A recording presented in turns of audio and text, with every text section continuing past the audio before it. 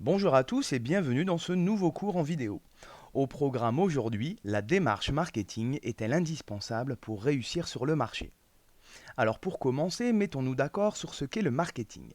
Pour une entreprise, lancer un nouveau produit, par exemple, ne se fait pas du jour au lendemain. Il ne suffit pas d'avoir une bonne idée pour pouvoir la commercialiser. L'entreprise va devoir prendre en compte les éléments qui composent son marché, les consommateurs qui constituent la demande, les concurrents qui constituent l'offre et les conclusions des diagnostics internes et externes de l'entreprise pour reprendre des notions abordées en classe de première. Pour faire simple, on peut définir le marketing comme la science qui permet de concevoir une offre commerciale en fonction de l'analyse des attentes des consommateurs, en tenant compte des pratiques des concurrents, des capacités de l'entreprise et des éléments constitutifs de l'environnement. Les objectifs du marketing vont donc être pour l'entreprise d'attirer le consommateur avec une offre adaptée à ses besoins, de le satisfaire pour développer une relation durable, bref, d'assurer le succès commercial de ses produits. Parler de marketing, c'est avant tout parler d'une démarche. Cette démarche, on peut la définir comme étant l'ensemble des étapes nécessaires à une entreprise pour être capable de proposer une offre commerciale performante sur son marché. La première étape va être celle de l'étude de marché.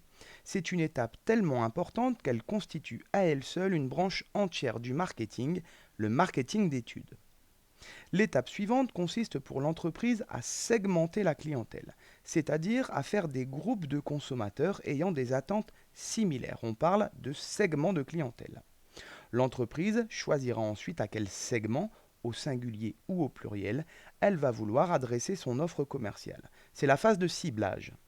Enfin, après avoir déterminé sa cible, elle va définir son positionnement, son identité marketing, c'est-à-dire la place, l'image qu'elle souhaite avoir dans l'esprit du consommateur. Une fois cette phase de marketing stratégique terminée, l'entreprise va pouvoir déterminer concrètement quelle sera son offre commerciale. On parle de mix marketing ou de plan de marchéage en français. Il se compose de 4 éléments essentiels. Le produit, qu'est-ce que va vendre l'entreprise, quels sont les biens et les services qu'elle va proposer. Le prix, à quel prix va-t-elle vendre son offre commerciale, comment calculer, comment déterminer ce prix. La communication, comment faire connaître et aimer les produits. Et enfin, la distribution, où et comment commercialiser l'offre commerciale. On parle cette fois-ci de marketing opérationnel. On aura l'occasion de revenir plus en détail sur toutes ces notions dans nos prochaines vidéos. Mais arrêtons-nous aujourd'hui sur la première étape de cette démarche marketing, l'étude de marché. On l'a dit, concevoir une offre commerciale nécessite de s'attarder sur le consommateur, qui est souvent au centre des préoccupations de l'entreprise. Elle va devoir chercher à connaître ses besoins, ses attentes, ses motivations d'achat et ses freins. Autrement dit, ce qui le pousse à acheter ou au contraire, ce qui pourrait le retenir de le faire. Quels sont ses comportements d'achat, quelles sont ses habitudes, à quelle fréquence achète-t-il, combien dépense-t-il en moyenne, etc., etc. Dans cette phase d'étude de marché, l'entreprise va également devoir s'intéresser à ses concurrents. Qui sont-ils? Combien et où sont-ils? Quels produits proposent-ils et à quel prix? Quelles sont leurs parts de marché? Quelle image ont-ils auprès des consommateurs? Quelle clientèle visent-ils? Etc. Vous l'aurez compris, les questions sont nombreuses, mais elles ne s'arrêtent pas là. L'entreprise va devoir également tenir compte des différentes composantes de son environnement. Vous vous souvenez certainement de l'analyse Pestel abordée en classe de première. Quelles sont les opportunités à saisir ou au contraire, quelles sont les menaces qui peuvent peser sur l'entreprise? À court moyen terme, quelles sont les évolutions à prévoir? Tout cela pouvant influer sur les futurs choix commerciaux de l'entreprise. Tout ça c'est bien beau, mais comment l'entreprise s'y prend-elle pour réunir toutes ces informations? Quels sont ses outils?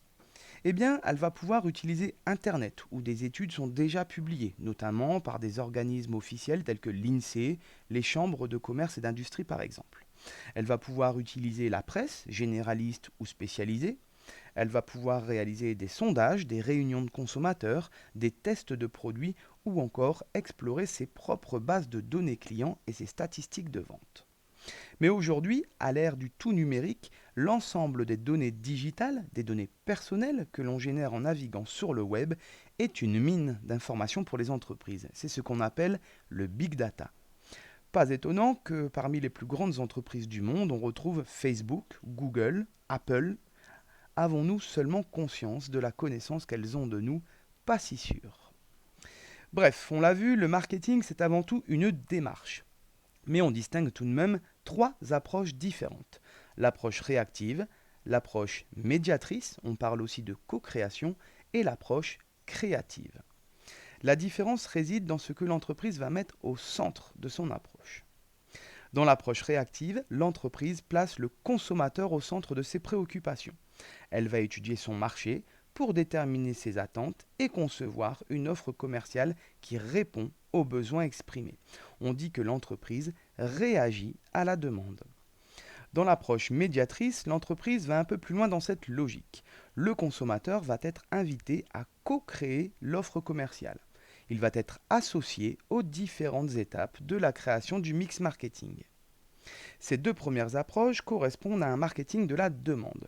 C'est la demande, le consommateur, qui détermine l'offre des entreprises sur le marché.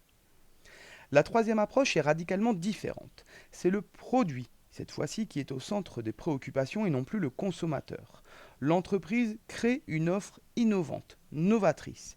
L'idée étant d'apparaître comme différent, unique par rapport aux produits concurrents. L'entreprise va ensuite se servir de la connaissance qu'elle a du consommateur pour le convaincre de l'intérêt de ce produit, de le convaincre de l'acheter tout simplement. C'est une approche assez courante, notamment dans le secteur des nouvelles technologies. On parle ici d'un marketing de l'offre, puisque c'est bien l'entreprise qui va créer la demande sur le marché en concevant un produit qui ne répond pas à un besoin préalablement exprimé par le consommateur. Si l'on résume ce que l'on vient de dire, lancer un produit sur le marché ne se fait pas du jour au lendemain. L'entreprise doit mettre en place une démarche. Étude de marché, segmentation de la demande, ciblage, définition du positionnement marketing, conception du mix marketing avec 4 éléments, le produit, le prix, la communication et la distribution. Dans la phase d'étude de marché, l'entreprise va chercher à avoir le maximum d'informations sur le consommateur, sur ses concurrents, sur son environnement. Pour cela, elle dispose de nombreux outils comme le big data qui revêt aujourd'hui une importance stratégique. S'il y a une démarche marketing, il y a trois approches différentes. L'approche réactive, l'approche médiatrice et enfin l'approche créative. Voilà, il ne me reste plus qu'à vous remercier d'avoir suivi cette vidéo et à très bientôt pour un nouveau cours de marketing.